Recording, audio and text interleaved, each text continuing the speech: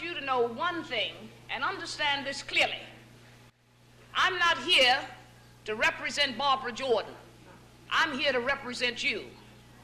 And I'll represent you in the best way I can. And I'll do the best job I can.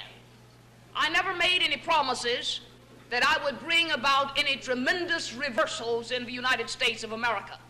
But I promised you that you would have a clear, sound, effective, clarion voice on the floor of the United States House of Representatives if you elected me, and I guarantee you, you have that.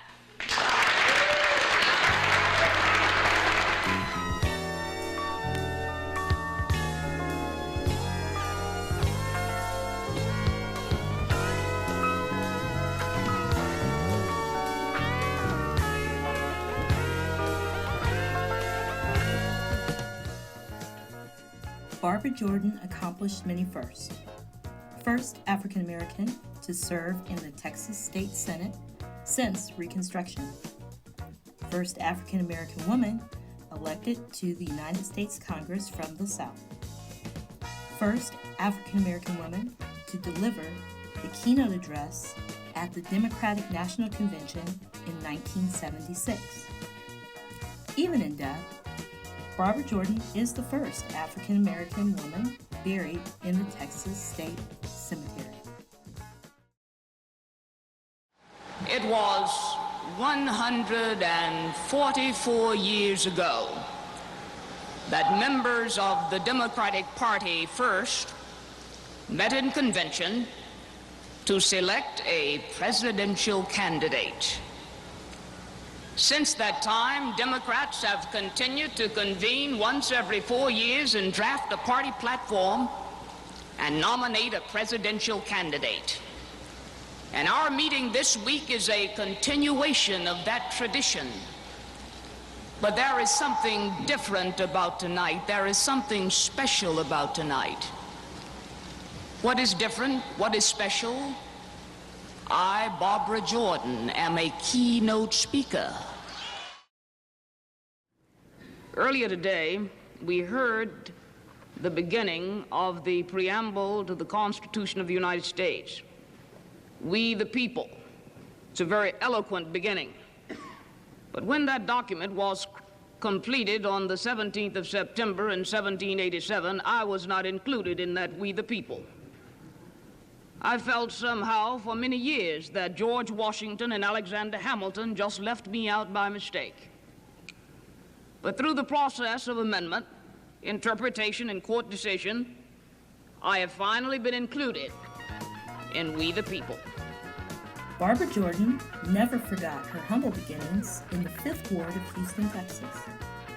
She made note of it on several occasions. I am really overwhelmed with the kind of participation that we have seen from the people from Texas.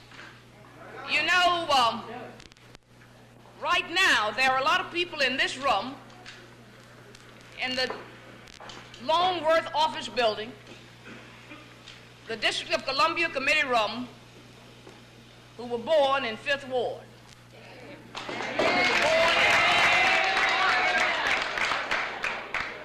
And I say that all the time because I think that is significant, that something good and lasting and wonderful and beautiful can come out of 5th Ward. That's me. I will tell you the kind of economy I'm talking about.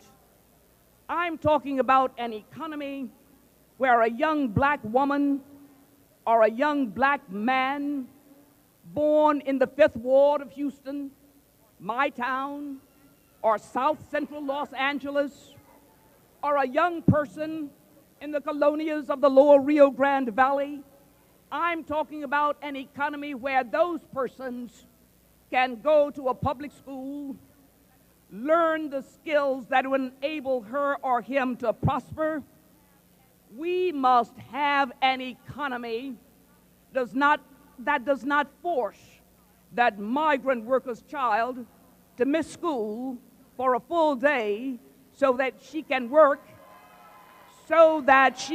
work at less than the minimum wage, and doing that, the family can still only afford one meal a day. That is the moral bankruptcy of trickle-down economics.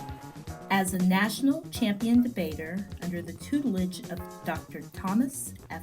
Freeman, to a recognized orator and leader by former President Lyndon Baines Johnson, along with members of Congress, Barbara Jordan argued for equality under the law and charged government to make policies to meet those results. We believe in equality for all and privileges for none. We believe that the government, which represents the authority of all the people, not just one interest group, but all the people, has an obligation to actively, underscore actively, seek to remove those obstacles which would block individual achievement, obstacles emanating from race, sex, economic condition. The government must remove them. The American dream is slipping away from those workers who are on indefinite layoffs, while their chief executive officers are taking home bonuses which equal more than the worker will ever make in 10, 20, or 30 years. There's a belief that each American, regardless of background, has equal standing in the public forum, all of us. Many of the issues Ms. Jordan championed then are in fact relevant to the struggles we face as a country today. Some may infer an air of history being repetitious, even cyclical. And know that there is no time to waste, because the American dream is slipping away from too many people. It is slipping away from too many black and brown mothers and their children. The American dream is slipping away from the homeless of every color, of every sex. It's slipping away from those immigrants living in communities without water and sewage systems. The American dream is slipping away from those persons who have jobs which no longer will pay the benefits which will enable them to live and thrive, because America seems to be better at building war equipment to sit in warehouses and rot than in building decent housing. It's slipping away. I feel that through the application of the proper amount of public pressure, that Mr. Nixon will see that the public is demanding this. We talk about welfare reform. We talk about subsidizing people who are lazy. And the people are not lazy. They want to work, and they can't find a job. I think Mr. Nixon, with all of his concern about workfare and people doing a job and earning their keep by the sweat of their brow, will be made to realize that it is the federal government which has a responsibility to provide a job if the private sector fails to provide that employment. Public apprehension and fears about the future have provided very fertile ground for a chorus of cynics, and these cynics go around saying that it makes no difference who is elected President of the United States. You must say to those cynics, you are perpetuating a fraud. It does make a difference who is president. Pettiness cannot be allowed to stand in the face of such overwhelming problems. So today we're not being petty. We're trying to be big, because the task we have before us is a big one.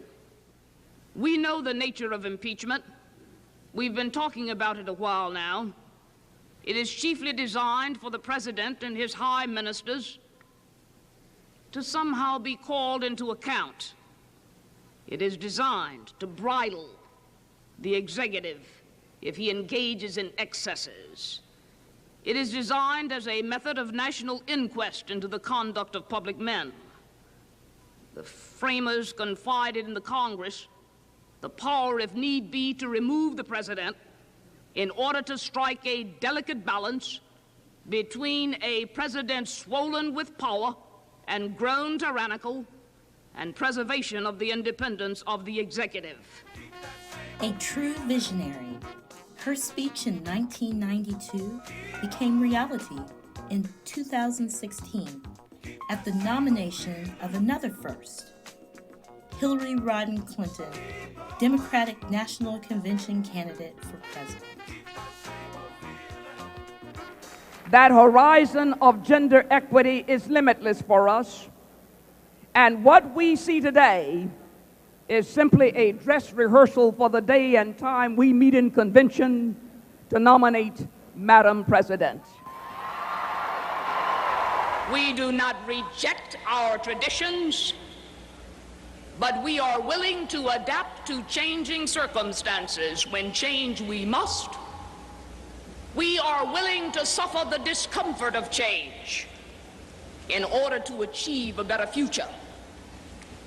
We have a positive vision of the future founded on the belief that the gap between the promise and reality of America can one day be finally closed. We believe that. Hope to close the gaps that divides all of us is the last moment we share of the great Barbara Jordan. Her life and legacy worthy of remembrance and study. Thank you. Maybe, just maybe, we Americans are poised for a second rendezvous with destiny.